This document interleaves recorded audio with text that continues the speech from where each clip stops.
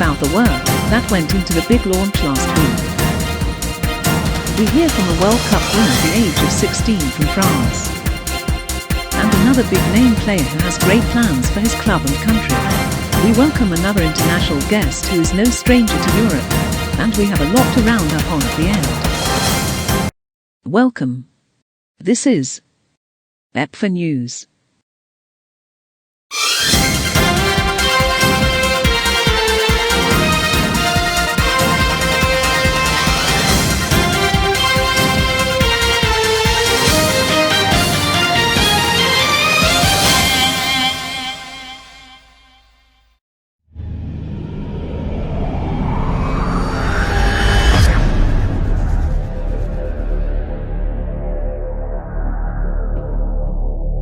Since our last broadcast, as many of us in Europe were preparing for a night's sleep on April 28th, far away, over 8,500 miles away, plans for an important announcement were being made on April 29th about a particular power chair football event.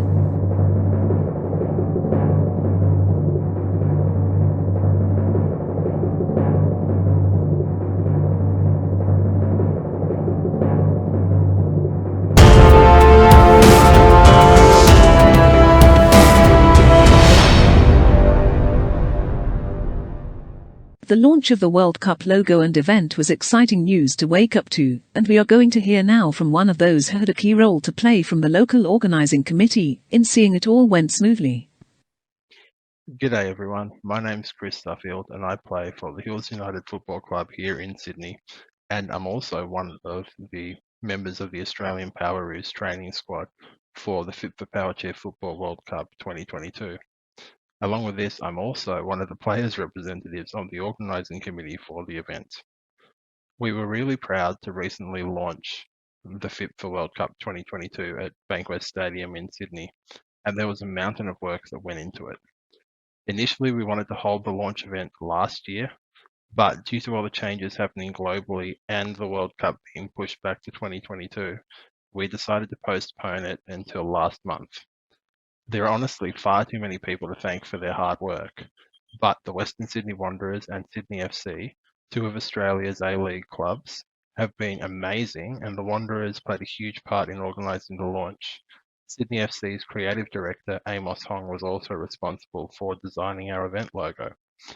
Football New South Wales have been long-time supporters of powerchair football and make up a vital component of our organising committee. And we're also lucky to have Football Australia on board to lend their expertise. Our chair of the organising committee, Dr. Andy Harper, and our media manager, Murray Shaw, have been involved in the broadcasting of football in Australia for probably close to 2 decades now, and they're a huge reason for the media coverage that we had at the event. We were really fortunate to have reporters from two of Australia's national broadcasters, the ABC and SBS, at the event, as well as the Wanderers and Sydney FC media teams giving us some coverage.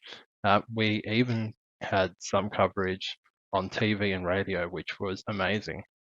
We're really confident that hosting the World Cup is going to bring a whole new level of awareness about our sport to people in Australia and hopefully abroad. So we're really going to try to leverage off our media partners to make sure as many people can see the amazing sport of powerchair football. As an athlete, it's really amazing to have the chance for Australia to host the World Cup. For me, I really hope it creates more awareness of powerchair football and encourages new players to give the sport a go. Powerchair football has given me some of the most amazing experiences in my life and ones I'll never forget, and I really want others to have the same opportunities that I've had. Representing your country is an amazing honour, and we really want to pack the grandstands with green and gold. Hopefully this just really inspires the next generation of Powerroos. One of the goals for us in Australia with powerchair football and around the world has been to make powerchair football more mainstream. Football for all is a mantra that has been going around Australia for some time now, and there's a real push for all abilities football here in Australia. This has also meant that some football clubs have started to embrace us and make a powerchair team part of their club. There's no better feeling than being part of a family, and football has really given us this opportunity, and it's something that's grown a lot over the last few decades. We really believe that this helps make people aware that they can achieve anything they set their minds to, and I really hope that it provides more options for power chair users going forward.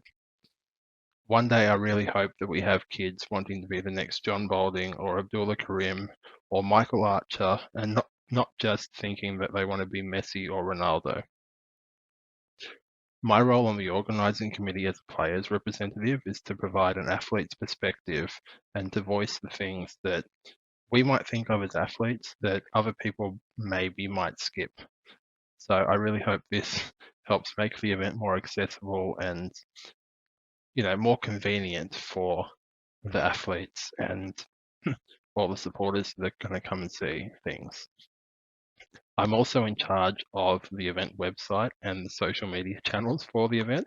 So if you see any Facebook posts or tweets, that's probably me. It's been a lot of work so far, but I'm really enjoying it. And it's been really great to have the support of so many people and to really give the event the reach that it deserves. For the Australian Poweroos, I think for the World Cup to be a success, we really want to go better than our performance in 2017. It was amazing to reach the semi-finals, but we've really got our sights on cracking that top three. It's going to be really tough to do that with the likes of France, England, and USA, like some of the most amazing power chair footballers you're ever going to see, and some fantastic teams. To challenge them would really be exciting. But at the same time, we've got our work cut out for us to hold off the likes of Japan, Ireland, Argentina, some really exciting countries. But it's important for us to dream big. For an organisational perspective, I think a successful tournament would involve continued media coverage, maybe even broadcasting some of the finals on TV, but also creating a legacy for future generations. This means more opportunities, more awareness, more dreams becoming reality. Really, I believe that future's not too far away. It's been a tough time for a lot of people around the world, and it still is, so I really hope everyone takes care of themselves. We hope you're back on the court training soon. Good luck with all your training camps and preparations. We can't wait to welcome you down under in 2022.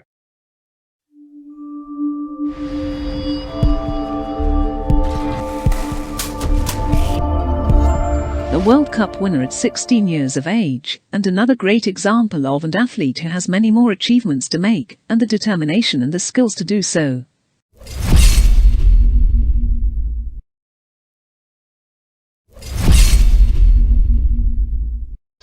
Je joue depuis mes 6 ans, j'ai actuellement 20 ans, donc ça va bientôt faire 15 ans que je joue au foot fauteuil dans mon club à Carpap en France et en Bretagne.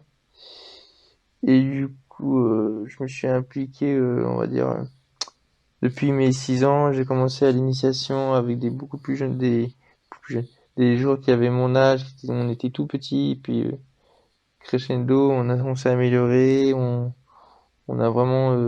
s'est vraiment appliqué et puis on voulait se dire qu'on allait aller le plus loin possible.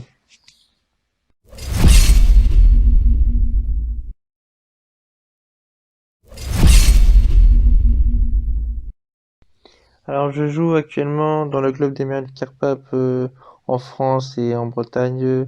Nous sommes actuellement en division 1 en D1. C'est l'équivalent à la Ligue 1 dans le football français. Nous avons actuellement dans notre club une vingtaine de joueurs, dont 6 qui jouent en division 1 en D1 et en D1. Et les autres joueurs jouent en régional, ça veut dire que en gros ils dépassent pas la région bretonne pour leur championnat en national. À quelle fréquence vous entraînez-vous?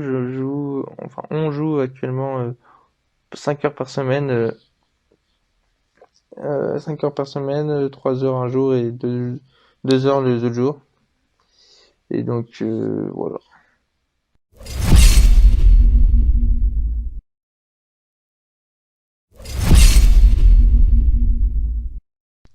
Alors, le titre de champion du monde, c'est quelque chose d'extraordinaire parce que, enfin, j'avais 16 ans quand quand j'ai participé à la Coupe du Monde et tout.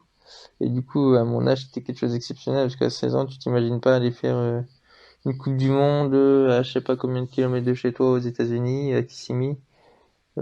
Enfin, je suis allé là-bas comme un enfant qui regarde la Coupe du Monde valide, mais là, c'est moi qui la faisais. J'ai marqué énormément de buts, j'étais très content, je me mettais pas de pression, même pour la finale.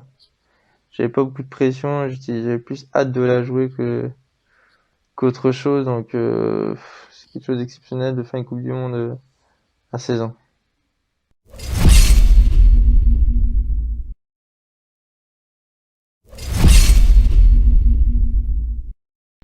Alors mon sentiment par rapport à la défaite de la Coupe d'Europe des Nations contre l'Angleterre, nous avions perdu au tir au but. Malgré qu'on menait 2-0 en début de deuxième période, nous avons pris peut-être des risques qu'il fallait pas et peut-être tenir le score, mais bon, c'est passé maintenant. Faut oublier, faut tourner la page. Et puis faut aller de l'avant et se préparer pour la Coupe du Monde en 2022.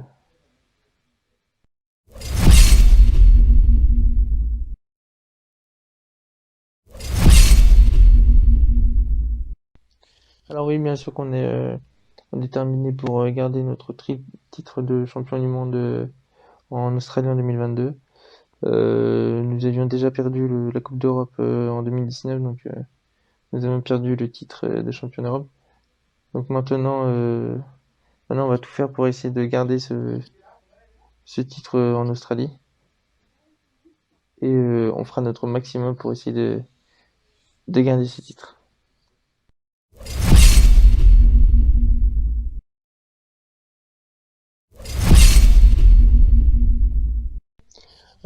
Par rapport au Covid-19, j'ai vraiment fait tout ce que tout le monde a fait. Ils sont restés chez soi pendant presque 5 mois sans jouer, donc c'était très très dur. On était obligé de regarder des vidéos sur Internet pour essayer de pas oublier ce sport qu'on aime tant. Et du coup, ouais, je me suis habitué pendant 5 mois à pas jouer et en attendant rapidement la reprise sur les terrains.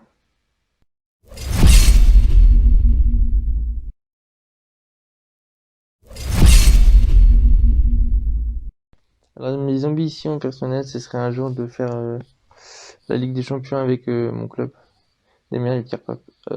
Parce que c'est un rêve pour moi d'aller la faire avec mon club formateur. C'est normal. Pour moi, c'est quelque chose, c'est un de mes objectifs jusqu'à ce que j'arrête de jouer. Et sinon, un autre, ce serait de devenir avec l'équipe de France une deuxième fois, pourquoi pas champion du monde. On va tout faire pour et puis voilà.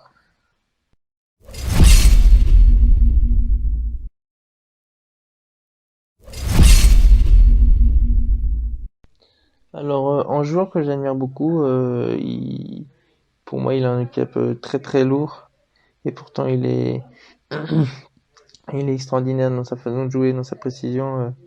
Pour moi c'est Marcus Harrison de l'Angleterre qui avec l'handicap qu'il a et tout, il est très très précis. J'en avais déjà parlé un peu avec lui. Enfin, je lui disais que, enfin, il a un handicap assez lourd, il voit pas trop derrière soi. Donc, franchement, avec le handicap qu'il a, il se débrouille vraiment très très bien.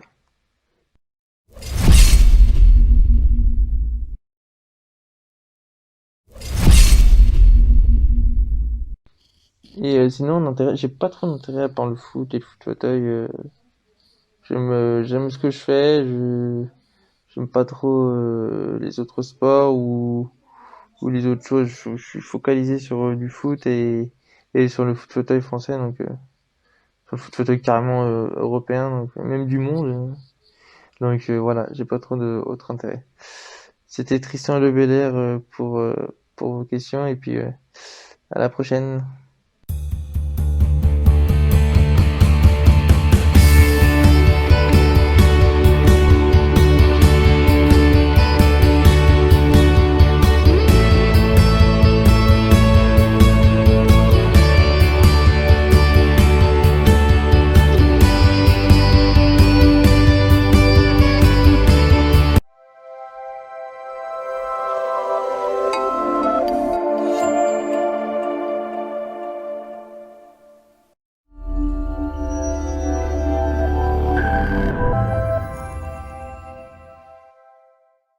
We catch up now with a young man quietly spoken, but with 3 World Cups, 2 Nations Cups and Champions Cup experience, and who has made the transition into coaching his club team as well.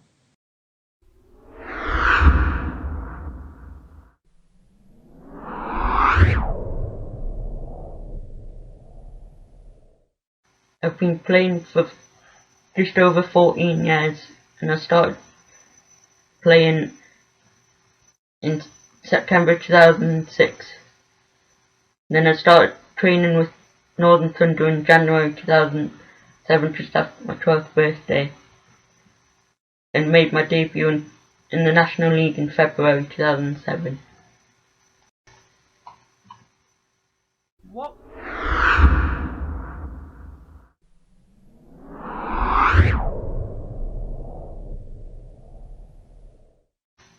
It was good, but I don't really remember much of it, apart from we finished 5th overall, and I played most of it in goal, and John Borden was the captain.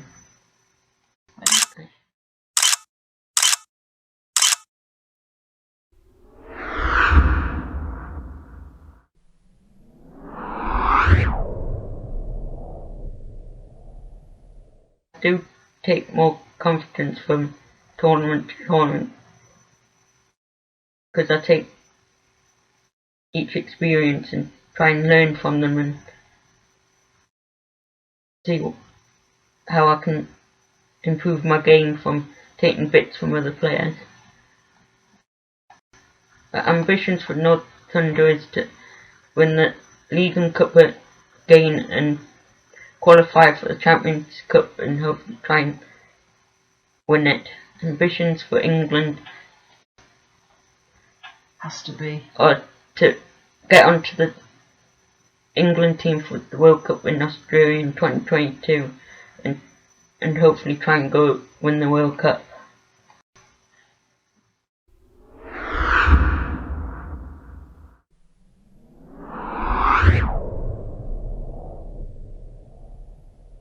I did believe that would come back, and as a team we did as well, because we don't have the attitude of to give up and to give our best. Being European champion was a really proud moment and made all the hard work pay off with training, and me and John Borden have been part of it from the very beginning. You've taken on the role.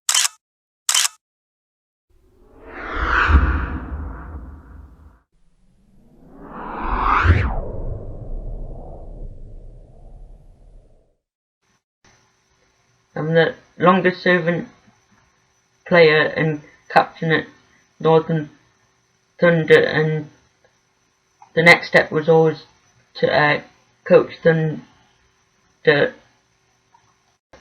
and so that I can pass on my experiences from playing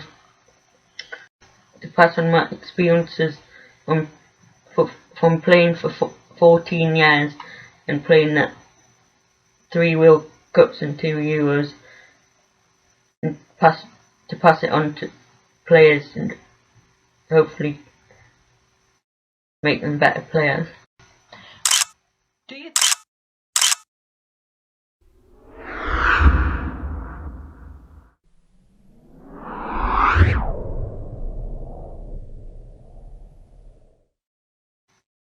Yeah, Thunder will be back challenging aspiring West Brom for League and Cup titles, and the key to achieving this is to make sure that the basics are done right, and to work well as a team and get so that as teammates we can trust each other on the pitch. Yeah. What is the?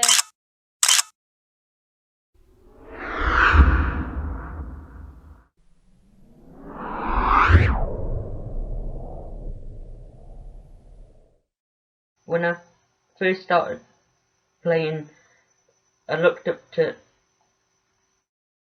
my teammate Rob Thompson and my England teammate John Bolden of Aspire.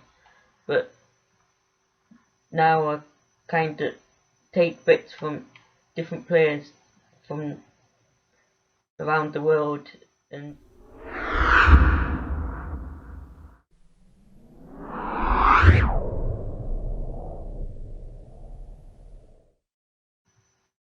during this last year I've been alright, but it's been boring.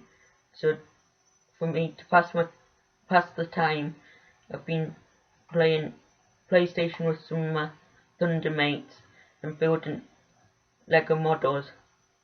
And last summer I went out in my football chair to kick the ball about against the wall.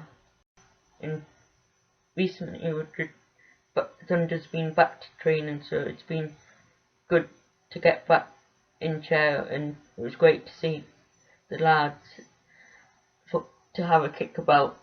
And now it's the time to train hard and get ready for the season in October.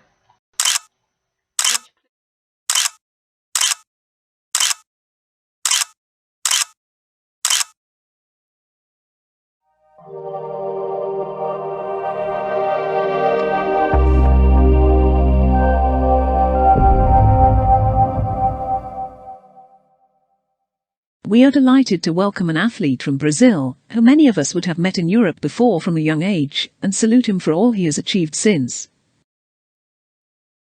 Good afternoon, I'm Lucas. I'm not fluently in English, but I will try to speak. I'm a Brazilian power soccer player. Actually, I play in the Rio de Janeiro Power Soccer Club and in the Selection Brasilia. The position that I prefer is to play in the middle. I began in power chair when I was 7, and I love it because I like it, the velocity and the power of this sport. My first international experience, it was in the sub-16 international clinic in Portugal, where I learned so much of the fundamentals of this sport. I made a lot of friends there, and it was great to play with people from other countries and to get to know other cultures. I participated of the Sub-18 World Cup in Paris in 2013, and I represent the France. I was in the 3rd place, and my coach was Nicholas, and it was really good. I participated in the international tournament in Canada 2 times. In once, I was the 3rd place and the MVP. I was really happy. In 2018, I was the MVP and the top scorer of Sul-Americana Cup in Uruguay. That's the champion of selections of South America. In my country, I won the National League 5 times, and I competed in all of Libertadores Cup. In 2019, we won the Champions Cup in Brazil. We are currently the best team in America. It was wonderful because it was my first international title, and I played with very good players like Jordan Dickey from American team. Rio de Janeiro Power Soccer from Brazil! E para receber o prêmio de campeões dos Champions Cup 2019, a equipe do Rio de Janeiro Power Soccer do Brasil!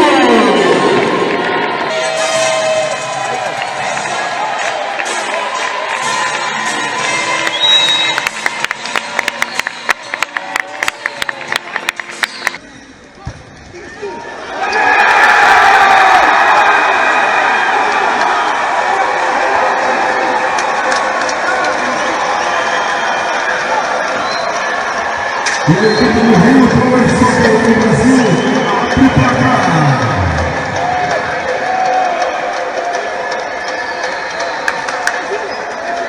I have a dream. I would like to participate in a World Cup, and who knows, I can train with our European team. I loved being here with you. Thank you so much for this moment.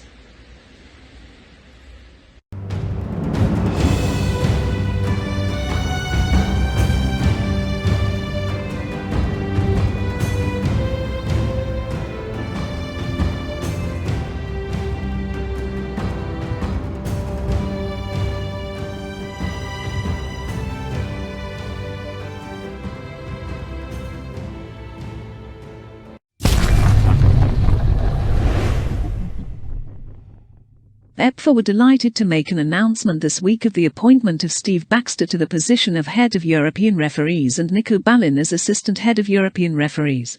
We wish both men well, and we will be hoping to catch up with them here in the next broadcast.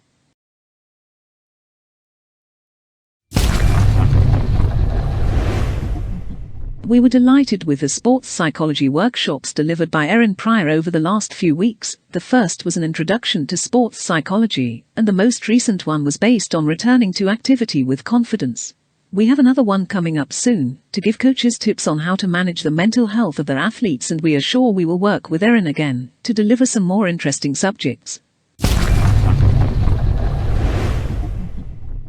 It was great to see a return of action to Denmark last weekend, when the group got together for some national training. Thank you to them too for taking time to talk to us about the return. Hi, Christian from Denmark here. Finally we're back playing power soccer.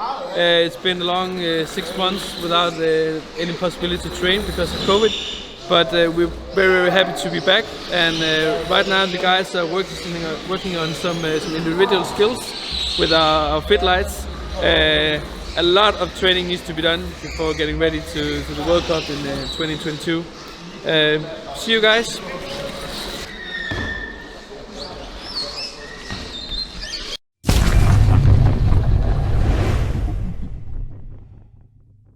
Austria continue their online activity with some further workshops involving other sports and learning about them, and presenting powerchair football. Austria have also scheduled some training camps in August.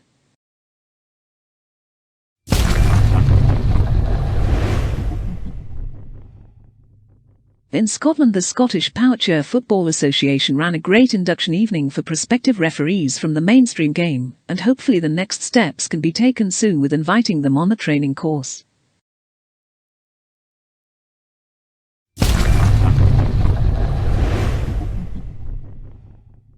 Spain also was another member who have kept up a constant online presence with different workshops each weekend, one with Baptiste Barrera about his role as a coach and his time with the Argentinian national team, another with Pablo Del Puerto and some explanations about the laws of the game. Our first in conversation event with Spain was a great success, with Gazzaka Mendieta joining the call on May 1st and showing great time and interest in powerchair football firstly, and was very open and eager to answer all the questions that people wanted to ask him. Gazzaka even said that he would come along to watch a match sometime, and he sounded like he would be up for giving a powerchair a try too.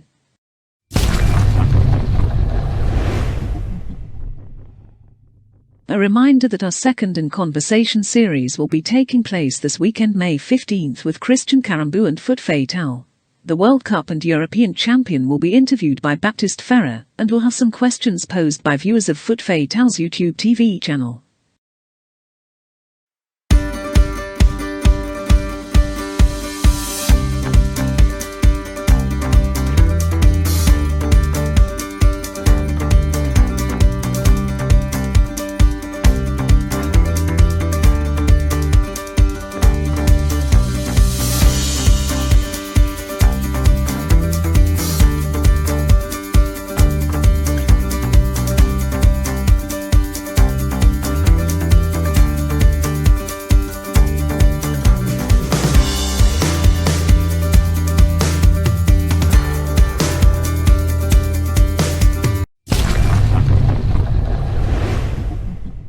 Like everyone, we were horrified and saddened to hear that the great plans for power chair football in Italy to have its first national team training was marred by the stealing of a van that was packed and ready to go with all the playing chairs and equipment.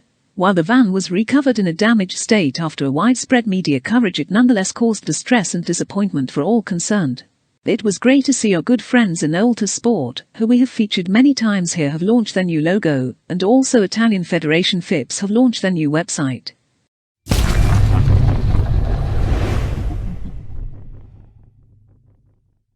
Finally, keep your eyes and ears ready for a role model survey linked to EPFA's ambassador program, and also news on the new EPFA Players Council coming soon.